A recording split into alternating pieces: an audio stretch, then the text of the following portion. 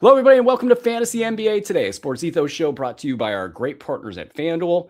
Today's episode, 30-team deep dive. 2 weeks to go. You got a fantasy basketball playoff matchup this week. You're crazy, but you guys are out there, and I don't blame you. I mean, what's the difference between this week and 2 weeks ago? It's all crazy, silly season madness, but we're going to dive right in. I also have our Roto friends watching as well, and of course, this is great. Roto playoff time, or Roto last few weeks of the season time is absolutely phenomenal. I'm good with silly season stuff in Roto formats. This is this is part of it. You got to figure out who you're getting off of, who you're getting on, and just like basically just go for it. And there's just so much to break down in a Roto format. Make sure you're checking your categories, seeing where you guys can gain and where you guys can lose, and that again makes it all just so spicy. All right, well, let's get going with this. Let's get into the Atlanta Hawks. Nickeil Alexander-Walker, a lot of us are wondering, is he really this good? He's been a top 10 player over the last month, top 20 player for the last 2 months. Now, the wet blanket side of me is going to point out that he's shooting way over his head. The last month, he's hitting 54% of his shots from the field, 95.5% from the foul line. Typically a 45% and a 90% guy. I mean, what a good season for Nickeil Alexander-Walker. I'm so thrilled that this player that 4 years ago, I think or so, I was begging NBA reality GMs to take this guy, and Atlanta finds him and finally gives him the role he deserves. He's a great defensive player. Also, offensively, he started his career as a chucker, so he has this in him to put up big numbers. The steals, the last 2 games have been there, 3 steals. He gives you everything you need, and just a phenomenal season for Atlanta in general, as well as most of their main guys are above their baseline and producing big time in fantasy leagues. Let's get to a little bit of a Jock Landale sighting in his last game: 19 points, 13 boards, 4 assists, 2 blocks, 2 threes, 34 minutes. He's questionable for his next game with an illness. And the question for him is, are we going to have a Jock Landale sighting down the stretch? I think we kind of are going to. Now, the Eastern Conference is really jumbled up in the 5 to 10 range. Atlanta right in the mix for that. So I do think that this team's going to play hard down the stretch. But that doesn't stop Jock Landale from getting involved, I don't think. I mean, Onyeka Okongwu's been struggling lately, and guys are just going to get hurt. And eventually it's going to be, and when I say hurt, I mean, it could be a minor injury, and the team is going to be looking at the playoffs and saying, all right, you know what, if we got to rest a guy, we got to rest a guy. That's where the Jock Landales of the world come in. And in the last 2 to 3 games of the season, if there's a standings island that opens up, that's when Jock Landale also could get in there and have a big game. So this isn't like run, don't walk or anything like that. It's just, hey, Jock Landale might be a thing down the stretch. Now, mentioning Onyeka Okongwu, so he's struggling. Questions about should he drop and is he going to bounce back? I would not even consider a drop. Still just outside of the top 50 over the last month. The last 2 weeks have been brutal. He's gone from averaging 15 points, 2 threes, 7 boards, 3 assists, 4.2 combined cash counting stats down to 2.7 cash counting stats, 10.5 points, dips everywhere else. Had been dealing with a wrist injury. It's maybe affecting his game. But I think sometimes Onyeka can get, well, this used to be the book on him. He used to get lost every other game. It seems to be happening right now. I would not panic with Onyeka Okongwu, who's been too good this season, and still just outside the top 50 is not that bad. Now, question about Jonathan Kuminga. I think a lot of Kuminga talk in dynasty formats, and you had some pop games for Kuminga in Atlanta, and that ignited the crowd that thought that he was held back in Golden State and that he's an undervalued, underrated, underappreciated asset.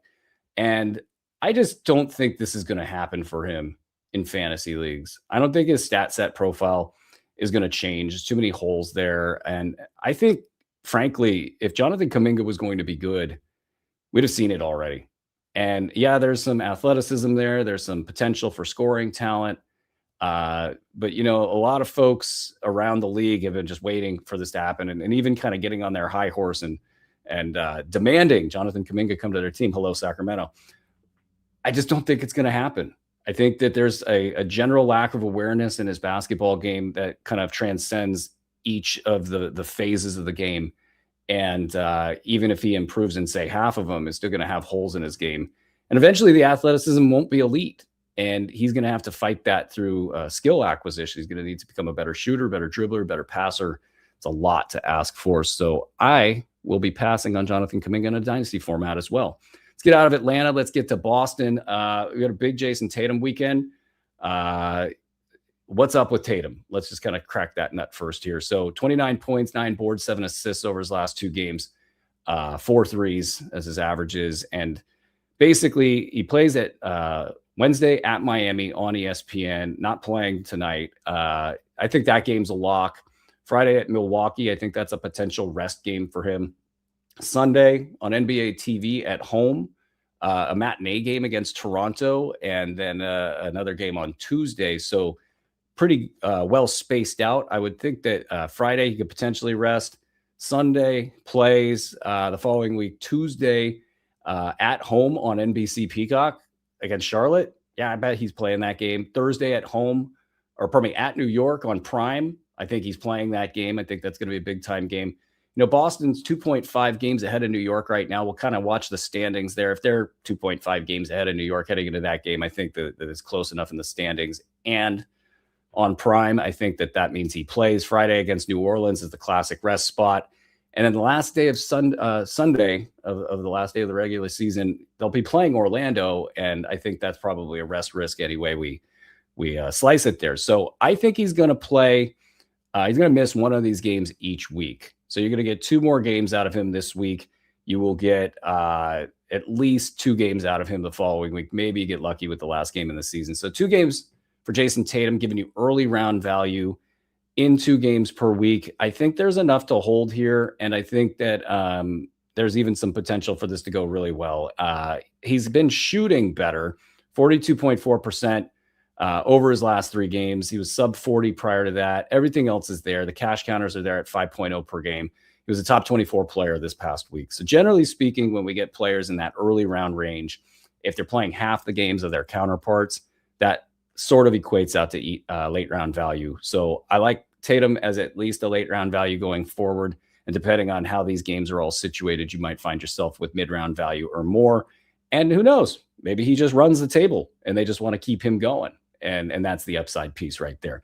Mish Keta is doubtful for tonight's game with a thumb injury. He's still putting up top 100 lines. Make of that what you will. Let's get to Brooklyn.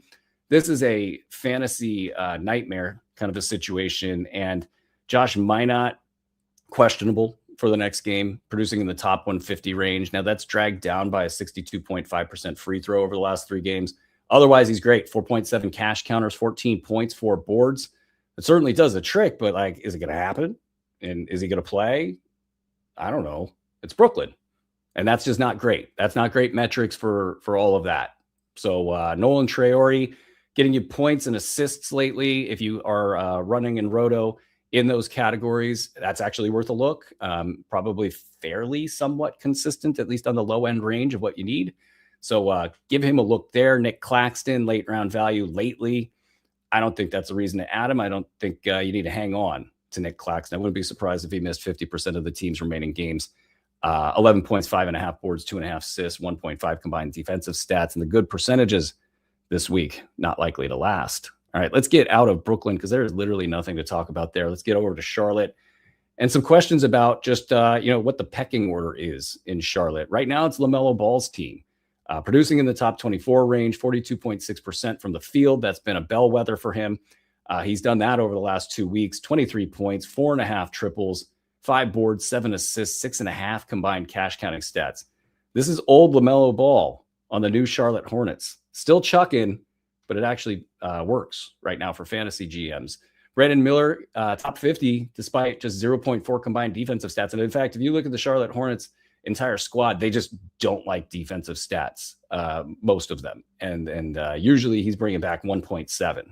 So Brandon Miller, maybe, in a bit of a dip. We would hope to see some of those defensive numbers come back. And then Con Knippel's been just a late round guy over the last 7 games. He's been getting squeezed. Maybe it's a little bit of Kobe White, too many players at once. Everybody's kind of healthy right now. 16.6 boards, 4 assists, 3 triples. That's nice, but the 0.4 combined defensive stats are not. The percentages are way down. Probably, if I had to guess, Brandon Miller hovers his value right where it is, LaMelo Ball maybe take some games off as they get geared up for the playoffs, though they're in this standings hunt just like everybody else.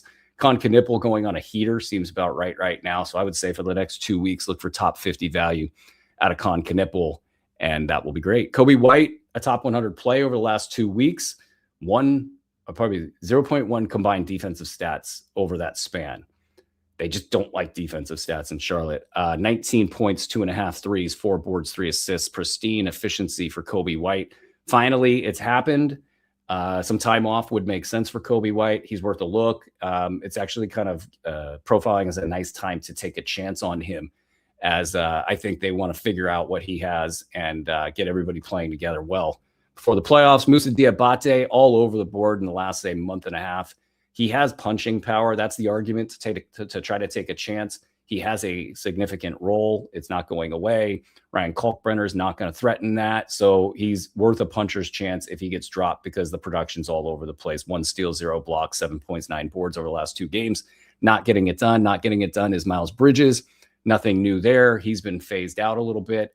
And the stat set not being what it needs to be to handle decreased usage. He's been a top 150 guy with some dips underneath the mark. Before we move on, guys, if this show is helping out your team, please subscribe to the Fantasy NBA Today pod feed and the Sports Ethos YouTube channel. It helps us out. Thank you so much. Chicago Bulls. I said that like a drunk person. Chicago Bulls. Trey Jones is going off. Over the last 2 games, 20 points, 8 boards, 8 assists, 2 steals, 1 block, 1 3, 28 minutes. Producing well inside the top 75 over the last 2 weeks. Is classically good percentages: 16 points, 5 boards, 6 assists, 1.7 steals. The efficiency comes from the fact he doesn't shoot that many threes, and it's just tight, and he's not hurt yet, and it's been going for a little bit here. And so that's great. And I do think there's a chance that in a small sample size, this works out for the rest of the season. So Trey Jones should be on rosters. Colin Sexton probably should be on rosters. I feel like both these guys could just disappear at a given minute, at any given time. But like Sexton, 24 points over his last 2 games, classic Colin Sexton stats. If he was to just run the table as well, just like Trey Jones, I feel like Jones is prioritized above Sexton here, but both, like, I would go Trey Jones mid-round, Colin Sexton late round, and obviously that gives Trey Jones a little bit more wiggle room to miss a game or be bad. But both these guys could be productive down the stretch, especially if Josh Giddey goes down, though Josh Giddey's been doing his 3rd-round value thing, staying on the floor. Nothing too exciting. A triple-double, though, over his last 2 games, 10 points, probably 12 points, 10 boards, 11 assists, good defensive stats, and Josh Giddey just kind of hanging on. And I respect that. It's been bad for Giddey because he didn't hit from the foul line as much as he wanted to, or as he could have this season. And then that bump, like kind of the above and beyond bump that folks were drafting him at the end of the 1st round for, that never happened. And then, he got hurt, and yet he's still playing in late March. So a little bit of a win there. Leonard Miller fading. Defensive stats, again, non-existent, 0.6 combined defensive stats over his last 7 games. He needs to be better in that department. This is why he's been outside the top 200 over the last 2 weeks, but he's been scoring consistently. And I think there's enough there for him to at least be worth a look over the last 2 weeks of this season. And just in general, I think Leonard Miller has shown us enough to be worth a look going forward. No Jalen Smith rest of season. Shocker, I know. Should we add Nick Richards? He's got like a Lloyd Christmas chance for production. I don't think that there's a chance, though. He's been cruising around the bottom of the top 400, and that's just what he does. Let's get to Cleveland. We got Max Strus, a big game, 29 points, 8 boards, 8 threes, 23 minutes. This is a late round value over the last 5 games and 24 minutes per game. He's getting you the PRA and the threes, but not much else. 10 points, 3 triples, 6 boards, 2 assists. I think it could happen, though. I think it could be, he probably has some rest risk in the next 2 weeks. But Cleveland, they've got Jalen Tyson, Dean Wade banged up for at least this week. And it's unfortunate for Jalen Tyson because he was really positioned well to be a good recipient of the value as they start resting guys in Cleveland, theoretically. But that's not going to happen for Jalen Tyson, I don't think, this season. And then Strus could step into that void. Keon Ellis could step into that void. He's been bad lately, but that profiles well, actually, if you were going to try to take Keon for the next 2 weeks.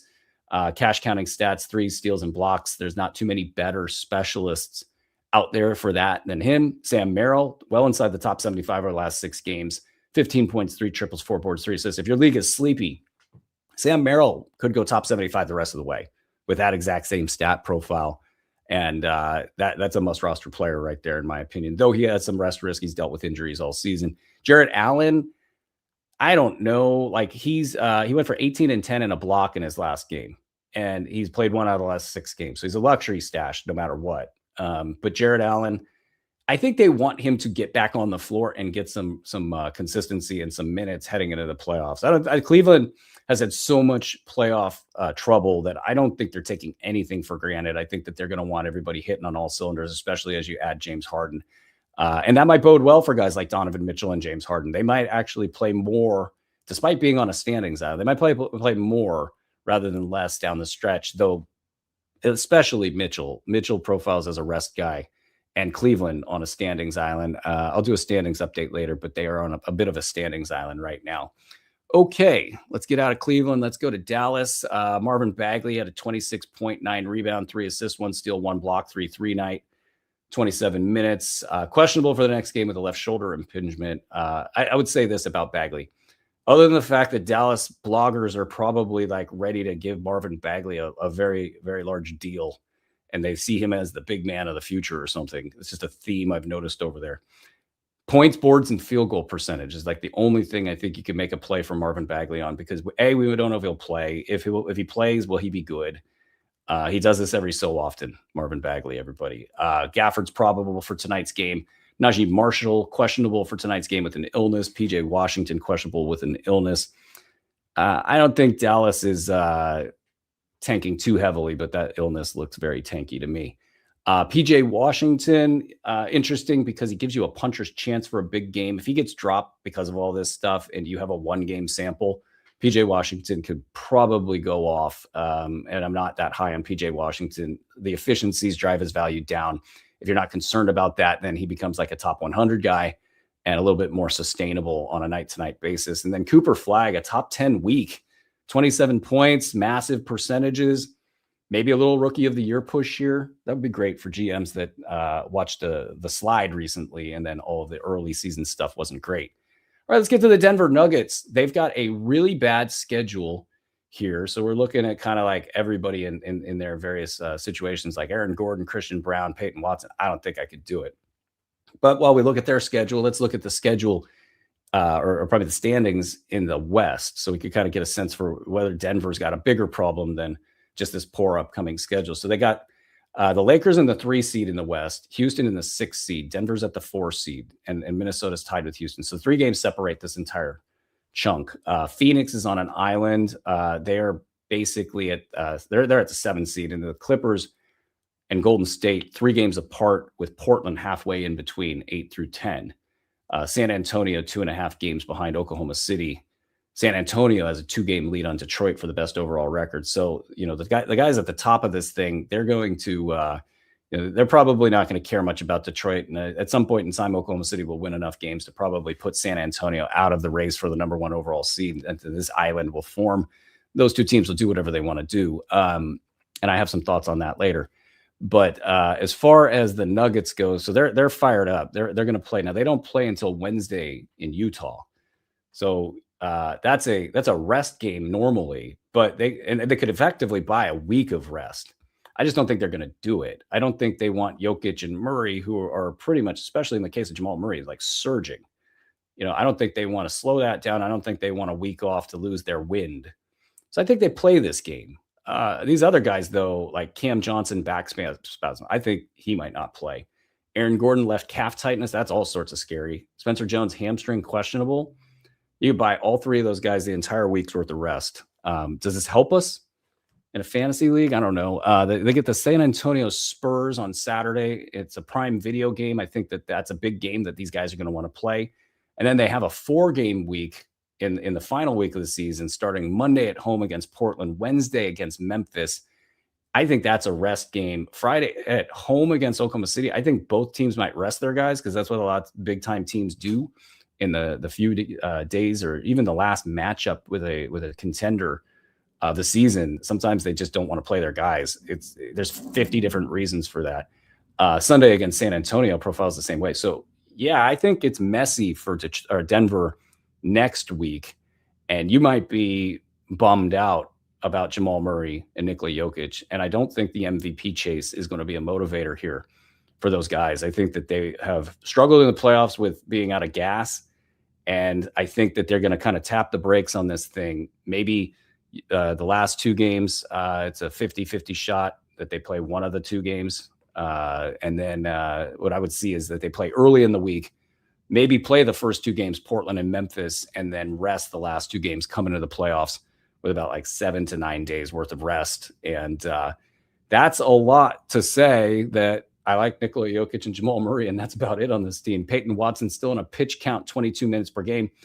He might actually be somebody who they say, all right, we got you, your legs back underneath you. These other three dudes are going to be out. We want to get you back on track and get you going on Wednesday against Utah, and then carry that through, perhaps through the rest of the season. I don't know if that's enough to justify an ad here. He was so good earlier in the season, so he has that going for him. If anybody's going to be good, it's going to be he and or Christian Braun. But Brown's fallen off outside the top 200 the last 4 games. But those would be your two leaders in the clubhouse. And then it gets really, really tough. You're looking at Bruce Brown. I don't think he's good. And Cam Johnson, if he's hurt right now, we have an entire season of bad play to look at. And why you would not want to take a chance on him unless you're in a desperate situation in a fantasy league. All right, let's get out of Denver. Let's go to Detroit.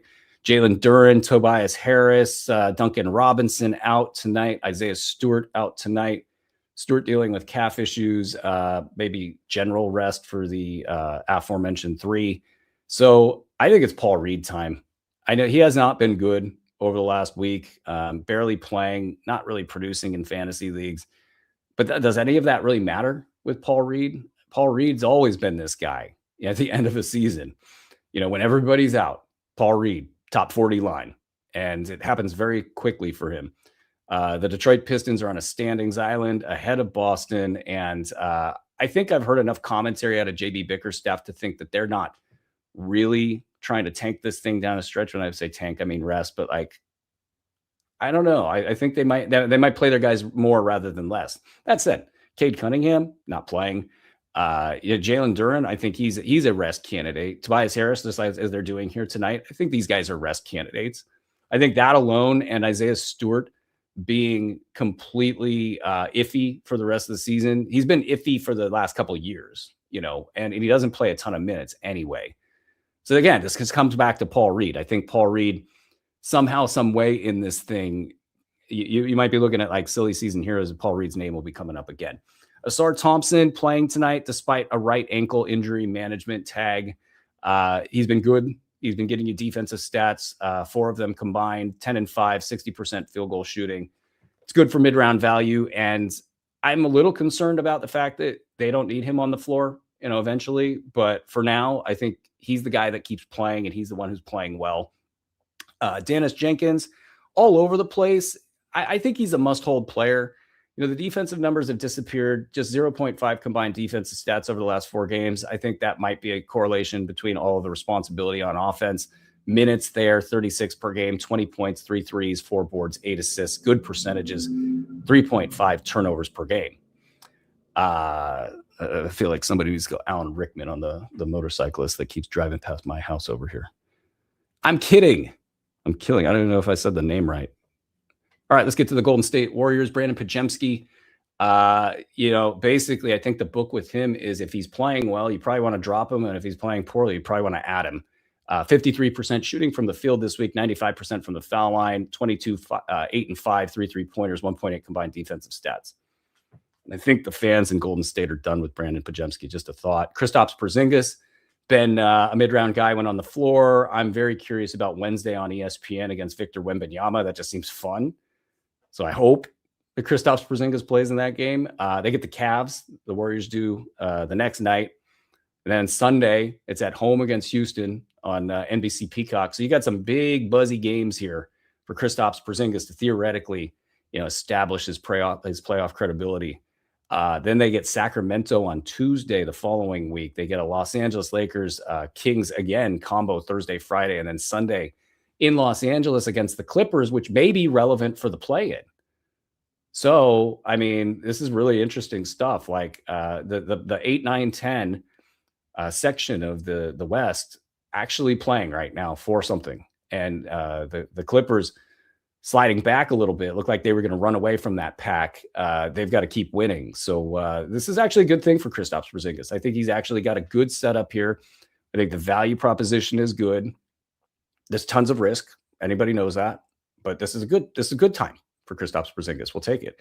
Guy Santos back inside the top 100, looking pretty sharp out there. I'm not going to bet against him. And I mean, let's get to the big piece in Golden State. Is Steph Curry going to play again this season?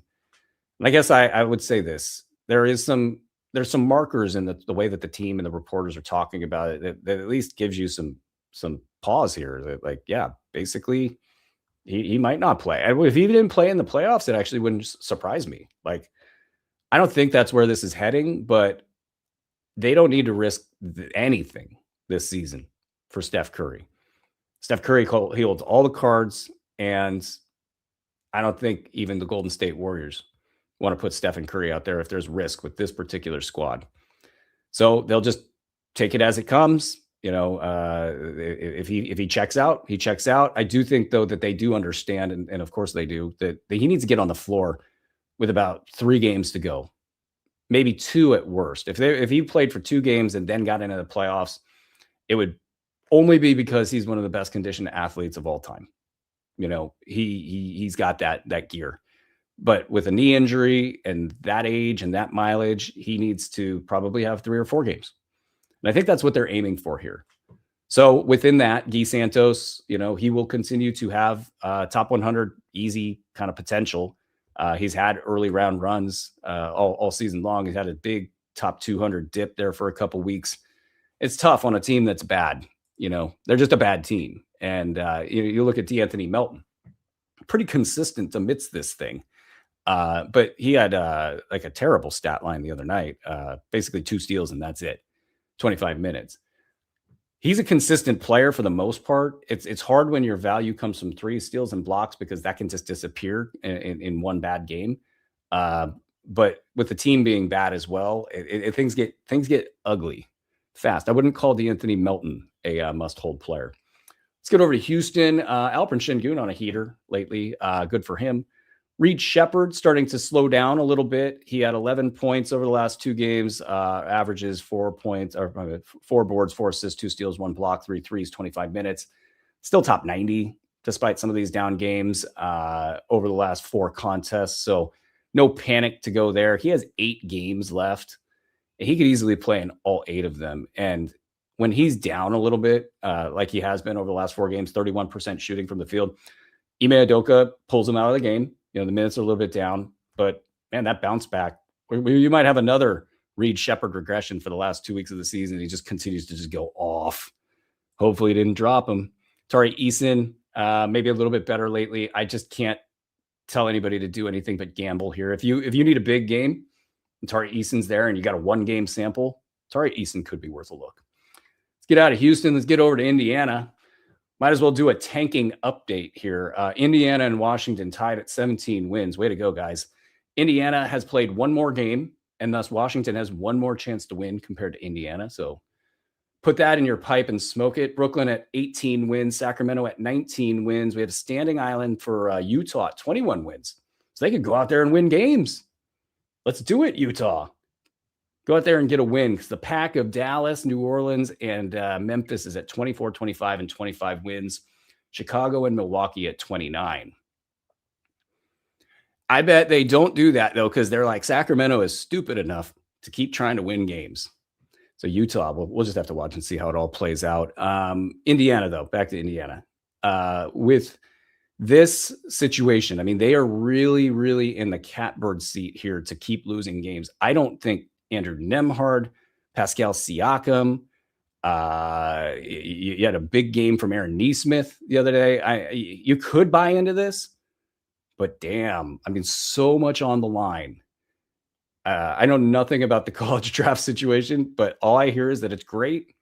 And I watched Duke lose an amazing basketball game over the weekend. That's amazing stuff. But seriously, what are we going to do in Indiana now? So I think you got to fade those three guys, like just kind of no questions asked. Got to fade them. If you get a game out of them here and there, absolutely, tip your hat to yourself. That's great luck. The rest of them, Micah Potter, back on the radar, 17-6 over his last 2 games, 1 block, 4 threes. That is interesting. I would basically say Micah Potter, you're getting some percentages values there. So you're head-to-head. Folks, you've got some issues that you might not like the percentages value there, but mid to late round value for Roto folks, I think it's fine to take a look at Micah Potter, and hopefully it'll just all pan out.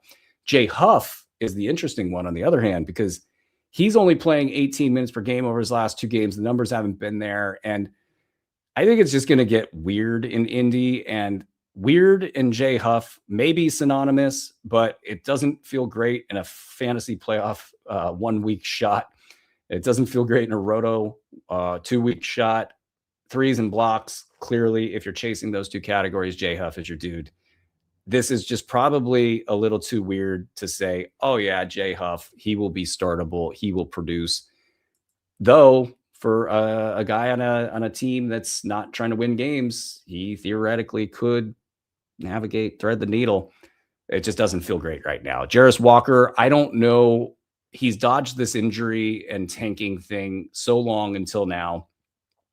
It feels like you're asking for too much if you ask for Jarris Walker to just see his way through this and hang on. Maybe he will, maybe he won't. If your percentages, especially with the free throw, you got the field goal figured out.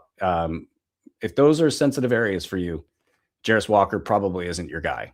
If you don't care, he has some punching potential, so you might consider him as a back end of your roster guy. Hopefully things break well for him. Let's get to the Los Angeles Clippers. Brook Lopez, huge week. First round week this past week, 14 points, 3 threes, 6 boards, 2 assists, 4.6 combined defensive stats, 60% shooting from the field. So he's on a heater. That's cool. It's everything that the Brook Lopez crowd wanted to see. And, he's got his role. It's all just set up for him. The only question is he going to hit shots? If he's going to hit shots, all goes well for him. And it's a great position to be in, man. If you were taking a chance on Brook Lopez anyway, you were probably pretty desperate, because it's been up and down. It's been hard to capture the value if it's even been there. Now it's there. And of course, the concern is he going to slow down? And will Los Angeles get on a standings island? Because that dude probably doesn't need to be playing if the games don't matter. So there's a bunch of risk out there for Brook Lopez. It's probably the case that the good news is already hit and that the bad news is coming. But you know what? If you've been riding that and you've been, you're looking for a center who's got that puncher's chance, I doubt he's available too many places because he's so hot right now. But if he somehow is still available, that would be somebody to take a hard look at if you need a center. Darius Garland producing inside the top 50, staying mostly out of injury news. That's great for him. Benedict Mathurin back to the late rounds. That's where his stat set issues put him. And when guys are healthy, when the team's healthy, that's probably where he's going to be. John Collins back at late round value over his last 2 games. Maybe worth a look if you need a forward, and depending on his eligibility at center. I think this keeps going this way because I do think we're going to see the Los Angeles Clippers, their normal configuration. That means the Derek Jones, the Chris Dunns, and the Jordan Millers of the world, they start sliding back. I think they're out of late round discussion, though they can get back real quick if that standings island opens up and or they stop playing for whatever reason. And those guys are the guys that are the next men up. Los Angeles Lakers, let's get to them. Luka, it's a great season for him. Is he going to be a top 4 draft pick next season? I get asked. And I would just say, yeah, it's Luka. It's going to happen every season for the next 5 seasons at least. DeAndre Ayton, I probably get the most questions. This is the player I get the most questions on that's the least interesting player in fantasy basketball. Is he a waiver wire guy? Is he a roster guy? Well, he's been a top 100 guy over the last 2 games and shooting 89% from the field. It's not a very exciting 89% from the field, but it's an 89% from the field. He's going to get you points. He's going to get you boards. The defensive stats are up for grabs on a game-by-game basis.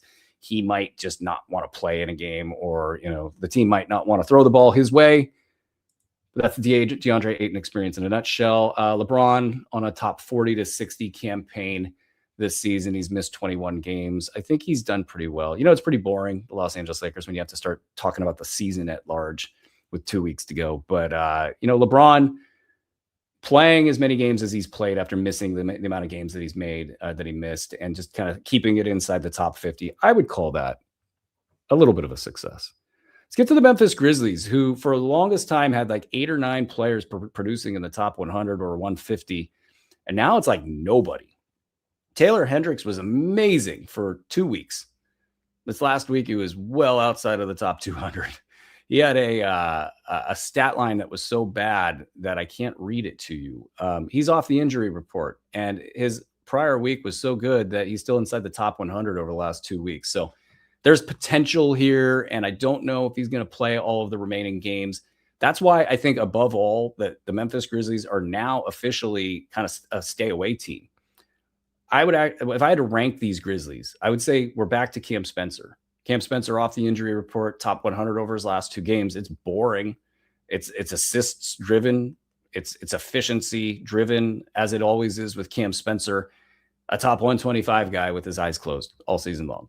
But he might be the guy that profiles as the guy that plays more games throughout the rest of the season. And if you start going down that road, you start looking at like Ryan Rupert and Jemai Meshack. Definitely butchered that name. Cedric Coward's been pretty good lately, but I think they rest him. Javon Small, I think he's too good to be on the floor.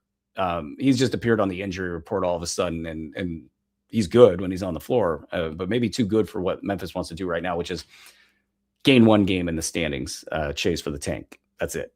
But they're tanking nonetheless. GG Jackson finally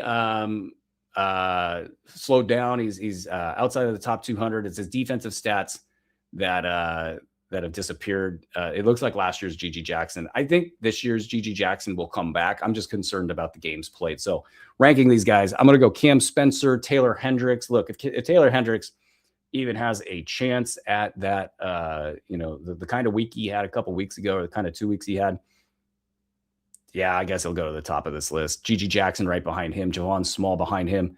And to be clear, I don't think any of these guys need to be rostered. Like, I don't think you need to roster Cam Spencer. It's his stability that I think will have him be more valuable than Taylor Hendricks. Hell, you know what? I might even change this up and say, give me Taylor Hendricks just because I like to gamble. Ryan Rupert, I think next week we might be looking. He's been a late round value, but he's only played 6 of the team's last 10 games. That's not working. Meshack has potential to get in there and get some defensive stats. But again, we're really scraping the bottom of the barrel there. Coward doesn't get defensive stats. So along with risk of not playing, I don't know if he can produce enough to be above the cut line. Olivier Maximus Prosper, wrist injury. Who knows what that does to him? He's been in the back end of the top 200. You'd have to be looking at his proficient stats to really be going there. Hell, Tyler Burton might actually be the guy in Memphis. Late round over the last 8 games. He's playing 25 minutes per game, 3.4 combined cash counting stats, 12 points, 5 boards. Tyler Burton, everybody. And I don't know if we're going to get any more Ty Jerome this season. I think maybe over under 2.5 games. I'd probably take the under on that. All right, we're going to talk Miami Heat, and let's do a standings check there. We got the number 5 Toronto Raptors and the number 10 Charlotte Hornets. 3.5 games separating them. And in the order of their standings, you got Toronto, Atlanta, and Philadelphia within a game of each other. And then you get Orlando, Miami, and Charlotte within a half game of each other. Boston is 4 games back of Detroit. New York is 6.5 games back. And Cleveland is 8 games back. So Cleveland above all of these guys in the standings on. So Miami, this is what we're talking about here, they're just in a fight right now. And if somebody goes on a run, they can get as high as 5 right now. So that's cool. Miami's going to just keep kind of going. Andrew Wiggins doubtful for this game, so he's going to probably have a little bit of a ramp as we get back to the playoffs here. Tyler Hero, Norman Powell, I mean, these are candidates for rest. Norm's out tonight with an illness. Probably everything else he's accumulated over his career. So you'll probably have enough air in this box score. Oxygen in the box score, if you will, to give everybody else who's playing a little bit of a bump. I don't think we're seeing a trend change in Miami. I think it's basically just going to be everything we've seen all season, just for the next 2 weeks. Khalil Ware has gotten a little bit light lately. I cannot let anybody drop Khalil Ware. It just never happened. They get also, just as a point of note, Washington twice in the upcoming schedule, Atlanta on the last day. So those Washington games could be interesting. I think they'll just go and, well, who knows what we'll see. Maybe Bam Adebayo might have a game. It could happen. Atlanta on the final day, that'd be interesting because these teams could be around each other in the standings. Atlanta tends to give it up. So you got 3 quality matchups in here for Miami to beat up on. So no, I think Khalil Ware could have like a 10 defensive stat game, in one of these remaining games over the last 2 weeks. There's no way I'll let you drop Khalil Ware. If they're fun in Miami, Milwaukee, where we're going to go next, this is just sad. It's sad because I don't know if anybody can produce. Kevin Porter probably out for the season. Ryan Rollins, doubtful. Miles Turner, Kyle Kuzma, Bobby Portis, doubtful for the next one. Gary Trent's been on a bit of a heater. What a heater for Gary Trent looks like is points, threes, and just outside of the top 100. He actually made a living doing that for a couple seasons, but I don't think we're going to bet on this in Milwaukee. That's just kind of crazy talk. But who knows? Hope and a prayer. I think you can move on from Miles Turner. You can move on from Kyle Kuzma. You can move on from Bobby Portis. Ryan Rollins is an interesting one. Ryan Rollins, they got 8 games to go. I got to think that you're getting enough of that action to where Ryan Rollins is worth hanging on to. Check back in about 4 days. If things have gone south and Ryan Rollins is just now, it's like, hey, good season, man. We'll see you next year. Obviously, we'll reassess. But I think I feel bad for anybody having to play in that game if he's not out there on the floor. Ousmane Dieng, I feel schnookered. Like I didn't want to be the Ousmane Dieng guy, but I became the Ousmane Dieng guy, and then of course it never happened. It's not happening, which means it's perfect timing for it to happen. But I don't think we should wait around for this. I think if he does it once, tip our hat to the basketball gods, and we'll get back in there, see if you can add him. But unless you need points, boards, assists, and threes, and if those are specific needs for you, then I do think there's actually value here. It's just the defensive stats are all over the place. You don't know what's going to happen on a game-to-game basis. He could go zeros. It wouldn't be shocking. Taurean Prince might be the guy, actually. The last 2 games, 12 points, 5 boards, 5 assists, 1 steal, 1 block, 3 threes, 32 minutes. A lot of turnovers. I mean, it could get ugly, and who knows? I mean, he's just back in action after missing most of the season. Maybe he's the guy for mop-up duty in Milwaukee. Maybe. But worth a look. I think you do need to, at this point with Milwaukee, you do have to find like who's going to be the guy that the box score, tilts towards. And right now, if it's not Ryan Rollins, it's probably Taurean Prince with a side of Ousmane Dieng. Minnesota Timberwolves, Anthony Edwards probably back. So you got Ayo Dosunmu out there giving you early round value right now. Dante DiVincenzo giving you top 200 value. So this hurts Ayo more than it hurts Dante. Dante sort of operates in his own head, probably universe. When it's bad, it goes bad for Dante. Hitting 33% of his shots over the last 2 weeks. But what do we know about Dante DiVincenzo? When he's hit 33% of his shots for the last 2 weeks, it means he's going to just go on a crazy ass heater. And I don't know if I could drop him, with the potential that he puts up a bunch of top 50 lines and, get you across the finish line. 22 points, 3 boards, 2 assists, 2 blocks, 5 threes in his last game. And that's how bad his top 200 last 2 weeks has been. But yeah, I would hold on to Dante DiVincenzo. Interestingly enough, the news that was breaking before the show, Jaden McDaniels basically probably going to get geared up for the playoffs. It sounds like he's out for the rest of the regular season. So now Ayo Dosunmu has a path. If not for this, I would probably be thinking, look, if you need to be very, if it's cutting edge kind of stuff, you need to cut Ayo Dosunmu because he phases out his lack of defensive stats, the pure gravity of Anthony Edwards returning to the lineup. That would put him outside of the top 150, and you would be, category hunting if you're going to hang on there. But without Jaden McDaniels, I'd assume it was a reasonable enough facsimile of that dude to kind of just shift over. And it makes a lot of sense that he can continue to have top 100 value going forward. I don't think we should be prepared for anything more than that. And if you think, okay, hey, there is some risk that this guy who needs a lot of box score oxygen there's a risk that he goes outside the top 150 and in my tight matchup here that, I don't think I can hang. Yeah, there's an argument for that with Ayo Dosunmu, but I would be more optimistic rather than less optimistic because of exactly what he brings to the table, and it's exactly what the Minnesota Timberwolves need right now. Bones Highland falling to the bottom of the top 150 before Anthony Edwards is back. That's a recipe for a drop. Let's get over to New Orleans, where Trey Murphy's questionable with a right ankle sprain. DeJounte Murray's probable. Everybody else is healthy. The only problem is they don't play until Thursday in Portland. Then they get a good one on Friday in Sacramento, a bad one against an Orlando team that wants to win. They close out the season at home against Utah on Tuesday, and then they go to Boston on Friday and Minnesota on Sunday. I think it's 2 to 3 games per player with some downside beyond that. So like Trey Murphy, I'll probably hang on for that, even though it profiles pretty bad. Sadiq Bey, I probably hold on for sure because he's just the guy that navigates this. This is what he does. He's been a top 50 producer lately and pretty much almost all season. But what it does for New Orleans, all of this, is it just kind of makes everything crappy. Like DeJounte Murray outside of the top 100 because of bad efficiency, just 2.8 combined cash counting stats, 13 and 5, 8.5 assists helps. Maybe they want to run him out there, but like, are you going to get 2 games out of DeJounte Murray? You're going to get 1 game out of DeJounte Murray? That's risk, and the production is not quite there. Zion, same thing, though he seems to be on a little bit of a mission to show people that he can finish the season strong. I wouldn't be surprised if he got his 2 or 3 games. It's not great either way. 3 games of Zion Williamson isn't exactly breaking down the doors, unless you're just focused on his good categories. Herbert Jones hasn't been good lately. Jeremiah Fears hasn't been good lately. Derek Queen dropped to the bottom of the top 300. What a mess of a situation for New Orleans, but that's not breaking news. That's what we all know. So I don't think I like anybody in this bunch. And if Fears and or Queen went off for these X amount of games, it would not surprise me. It's just the volume of games just isn't there. So that plus the risk makes it difficult. As you get toward the back end of your playoff week, or if you're in like a roto push and you're aiming for their proficient categories, Fears and Queen, I mean, it makes sense that they go off at some point. I just don't know if it's going to happen.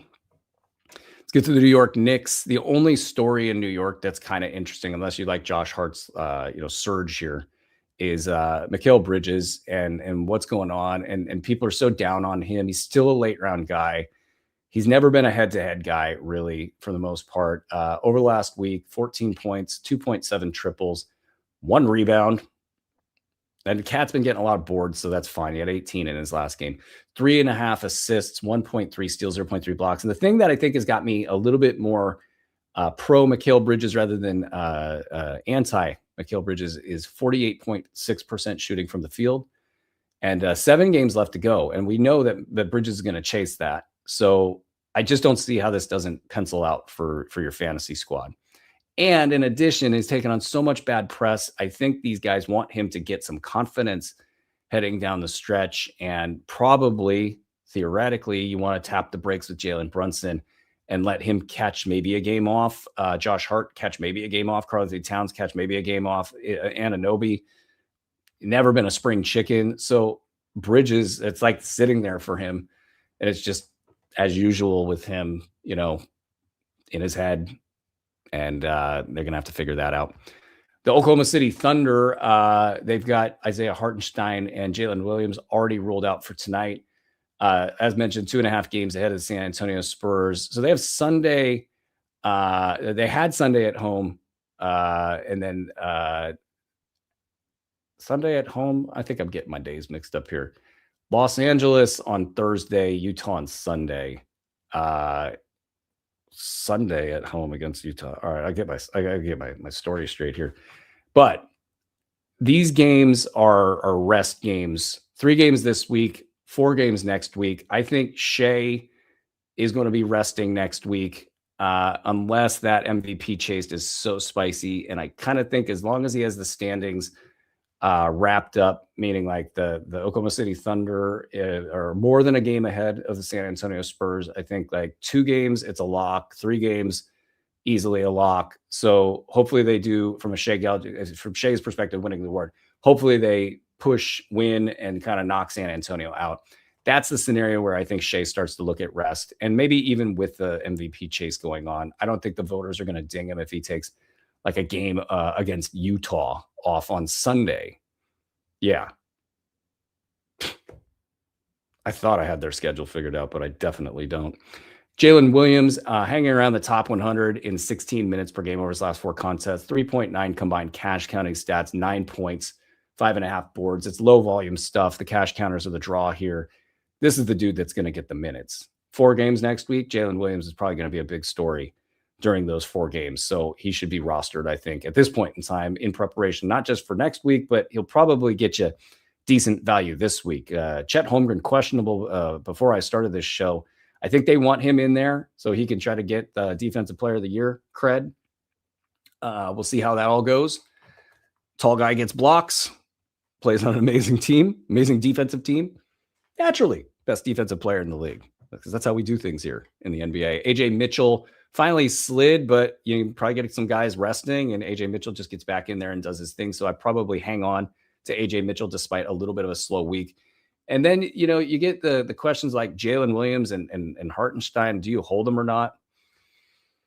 I think it's iffy at best. Jalen Williams, the big time Jalen Williams that everybody knows, 20 points, 4 boards, 5 assists over his last 2 games. So it's good. It's there. I just don't think you push him into a potential playoff altering, injury. And same thing with Hartenstein. So if you are staring at that roster choice and you're like, man, am I going to do this? You know what? I'm throwing caution to the wind and I'm going to find that schedule. Oh yes, I will. But these guys are going to be resting, I think. And that will be a death knell to their value, because producing in the top 75 range isn't getting the job done if you can't count on it on a game-to-game basis. It's Sunday this upcoming week at Utah. So tonight, Monday against Detroit, Thursday on Prime Video against the Lakers. I think they play that game. The big names play. Sunday, they rest.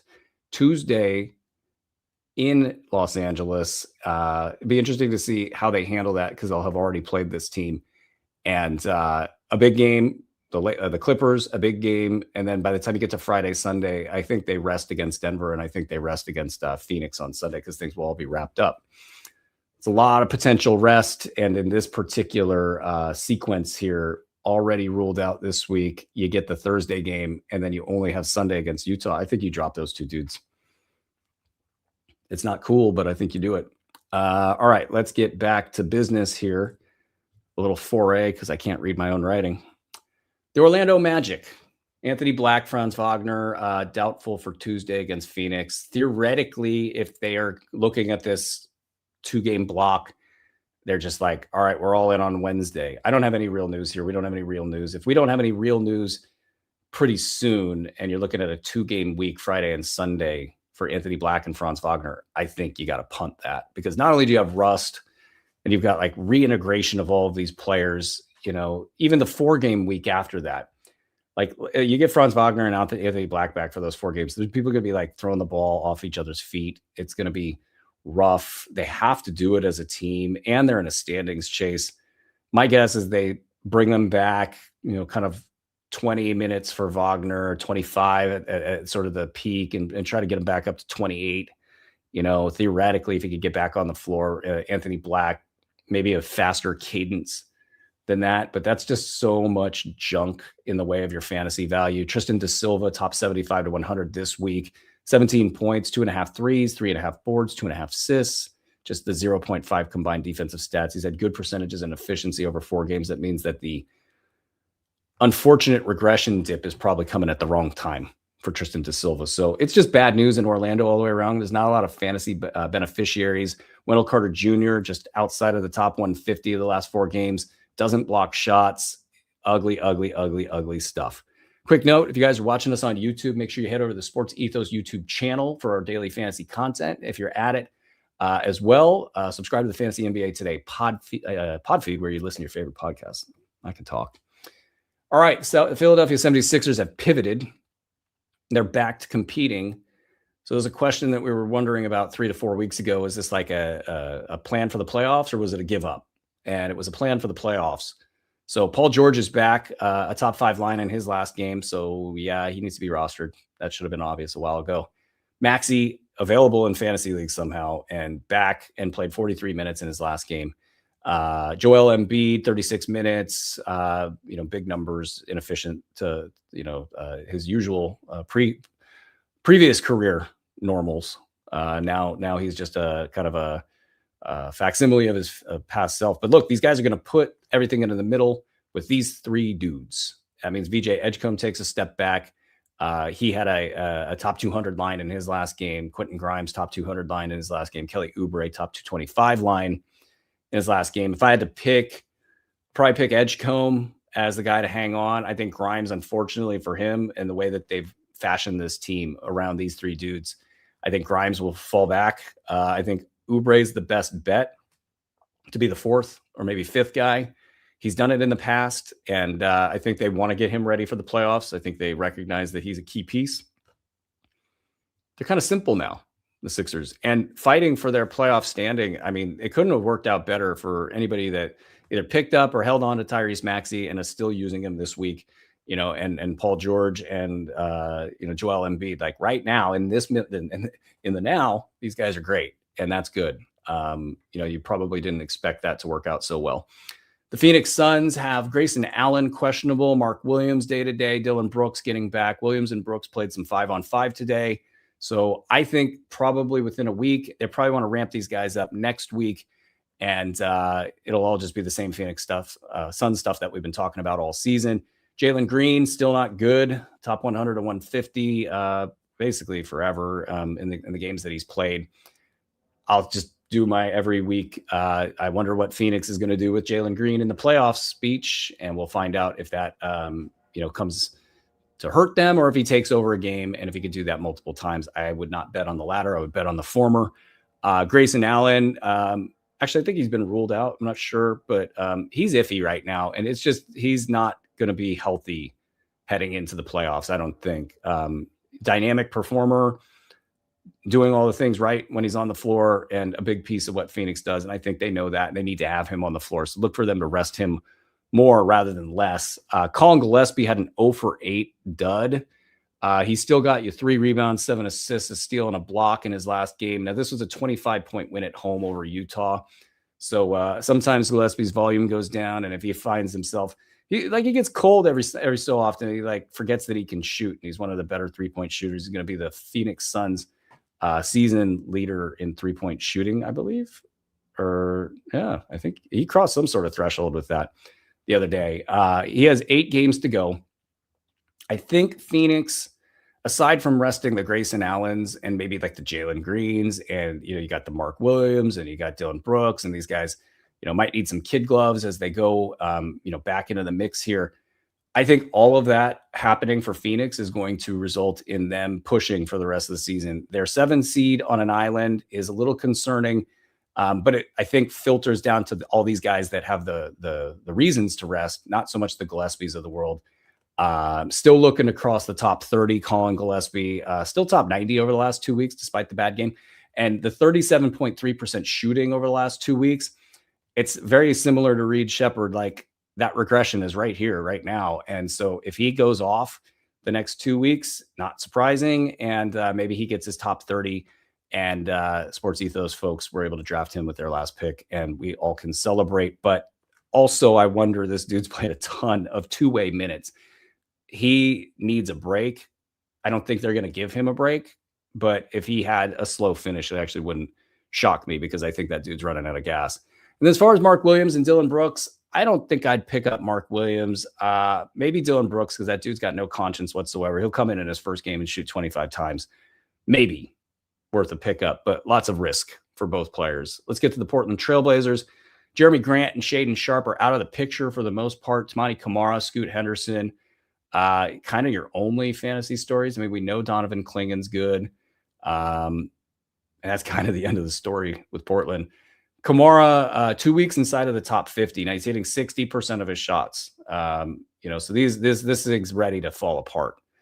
Scoot Henderson, just 3 0.0 cash counting stats, 14 points, 2 boards, 4 assists, 43% shooting. Very, very low end stuff. And I really just don't think that they're prioritizing or have a need for Scoot Henderson to go off. Denny Avdia is back doing his thing. You know the story in Portland. Drew Holiday not really getting it done. 0.8 combined defensive stats for him. Not good enough there. Low end PRA. The threes are there, but 40% shooting. It's just not enough there. Robert Williams not blocking shots lately. Just 1.2 blocks per game over his last 6 games. Maybe that's set for a bounce back, but just a lot of risk there if you were going to chase the blocks category for whatever reason. In Sacramento, Maxime Reynaud cruising at a mid-round level. Good for him. DeMar DeRozan finally off the radar. You know, when the Sacramento Kings could have had the 1 seed in the tank race and they decided that it was more important to let DeMar DeRozan and Russell Westbrook have their moments, well, that'll be a thing for Sacramento fans to commiserate with me about here in Sacramento. Precious Achiuwa showing the volatility of his fantasy game, just top 250 production over the last 6 contests. Basically, if the numbers aren't big, and then he decides to go on a dip from the foul line, shooting 50% from the foul line on 4 attempts per game, it all just goes south. 14 points, 9 boards, just 1.9 combined cash counters. So he really needs to just do everything at all times. And it's possible that he gets back to it, if not likely. But we'll also have to see what happens with Dylan Cardwell, who has not been good. Basically, no stats, no defensive stats. I don't know if they're going to give him the nod. It feels like they want to give Precious the nod. So Precious could bounce back, but he could also see his minutes cut into, and there's tank risk for everybody, really everybody. They haven't done it this season, but it just would not be shocking if you're Sacramento to just be like, okay, fine.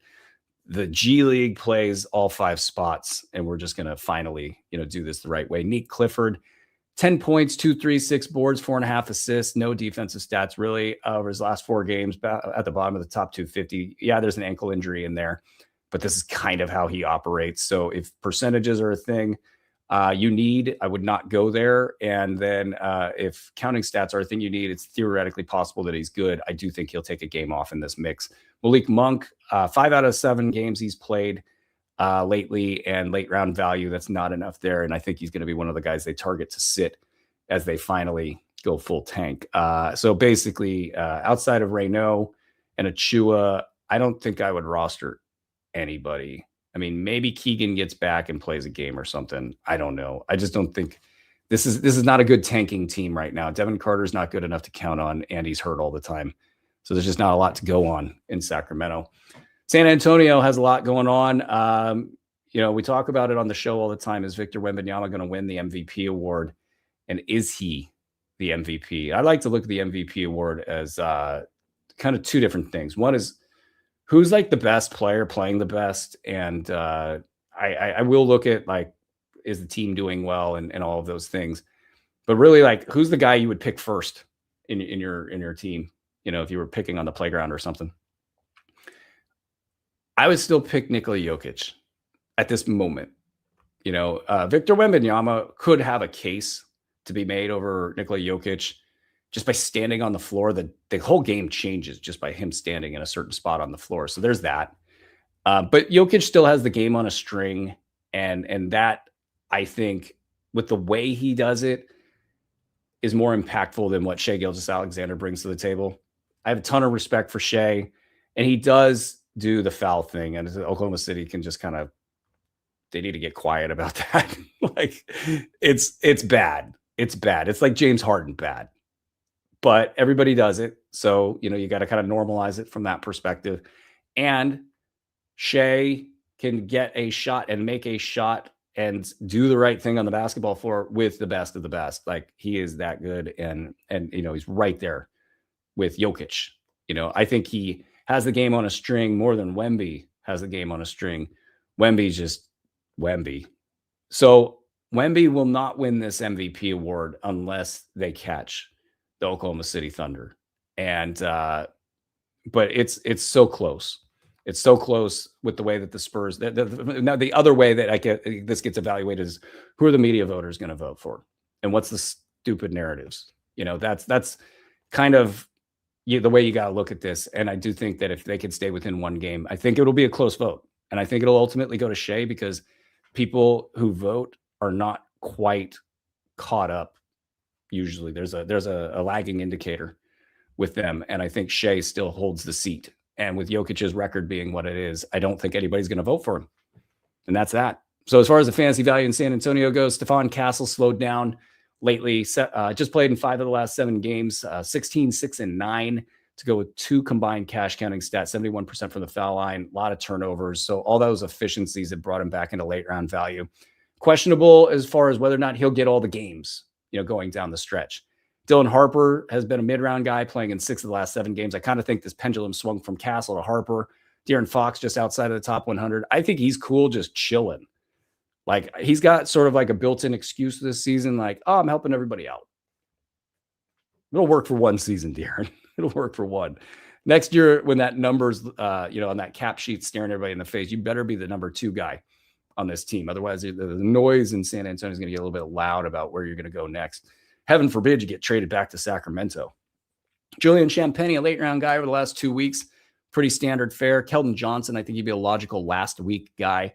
Devin Vassell, top 50 heater on a per-game basis, 5 of 7 games played. So some stuff to navigate, but at least the value's there. I'd be a little concerned that value proposition is going to peter out. Let's get out of San Antonio. Let's go to Toronto. Manuel Quickley, questionable. That's the good news. It's plantar fasciitis, and it's been a bit. He was struggling. I'm concerned. Colin Murray-Boyles, questionable with back spasms. Brandon Ingram, questionable with a heel injury. Scotty Barnes has been playing point guard. I mean, at least they're at the top of the standings now. And I don't think anybody wants to play these guys in the playoffs. Jakob Poeltl playing well. RJ Barrett getting a ton of volume right now. I would probably have Brandon Ingram as the best fantasy play as long as he can get back healthy like now. If this thing lingers, I would say maybe they're trying to rest him for the playoffs. And then you start to look at RJ Barrett. Poeltl, again, playing the best out of them all. Mid-round guy and probably should be on the court, but with all those injuries, games missed and the risk there, a logical guy to rest. So we're back to Sandro Mamukelashvili, a late-round player over the last 3 weeks, 20.6 MPG. I'm pretty excited about Jacoby Walter. I'm just so concerned that he's made all of his shots already. 54% of his shots made over the last few games. And I think he said that the hoop was looking very large lately. So that usually reverses course. Not the great timing, because I do think there's an opportunity this week and next for somebody like Jacoby Walter to get in there and do stuff. He would have to keep this heater going for the rest of the season. It's theoretically possible. I would take a chance on him before a lot of players, that we're looking at right now. But the value is not extraordinary. He's been a late round guy in 22 minutes per game. That's good, but it could get shaky fast. Jamal Shed doesn't have overall fantasy value, but if you need assists and steals with Scotty Barnes playing point guard, it would be logical that Jamal Shed got in there and got some assists and steals. So profiles really well, I think, in that area, but could disappear here. If Emmanuel Quickley's active, then you're going to want to get off of Jamal Shed. If Emmanuel Quickley starts missing games, I think Jamal Shed could have a big final 4 games of the season. Nothing too exciting there. Let's get to the Utah Jazz. It's an interesting little thought experiment. Who's better between Kyle Filipowski and Ace Bailey right now? Kyle Filipowski, top 70 this past week, top 85 over the last 3 weeks. Ace Bailey just on an absolute heater. Slowed down a little bit lately, but he's been up in the early rounds for a couple weeks now. Over the last 4 games for Ace, 20 points, 2.5 threes, 6 boards, 2.5 assists, 2.5 combined defensive stats. Where I get concerned with Ace is he's got a lot of shot attempts coming his way over the next few games. He's hit 43.5% of them over the last 4 games. Fine, respectable. Does he shoot 20 times and go 35% from the field, crush a field goal percentage, and also not get the defensive stats? Then you contrast that with Kyle Filipowski, who has disappeared, at times, but his stat set is pretty locked in. And he's been very consistent over the last 2 months. So, and Utah can win a game. It doesn't really matter right now. So I think both guys are protected by that to some degree. If they're not healthy for whatever reason, that's an active reason to just keep them out of a game. But I think they play. Bryce Sensabaugh, I think he plays. He's been a late round guy over the last 3 games. He's got all sorts of potential for points and threes and doing just fine in those departments. That's what he does. And they need him out there for that role.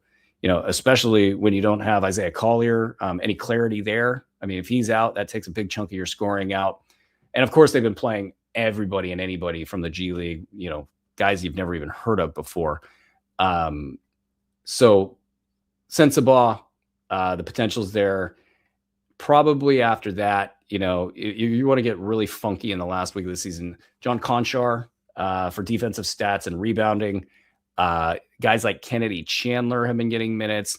EJ Harkless can't hit the broadside of the barn, but might have some defensive stat potential for you. Flirted with top 150 value, but he's getting minutes. He's out there in the last 4 games of the season. Maybe he could be a silly season hero, but otherwise it's Filipowski and Bailey and Sensabaugh, and it actually profiles well for them, which I don't think we could say a couple weeks back when it was like, who knows what's going to happen there. Let's get to the Washington Wizards.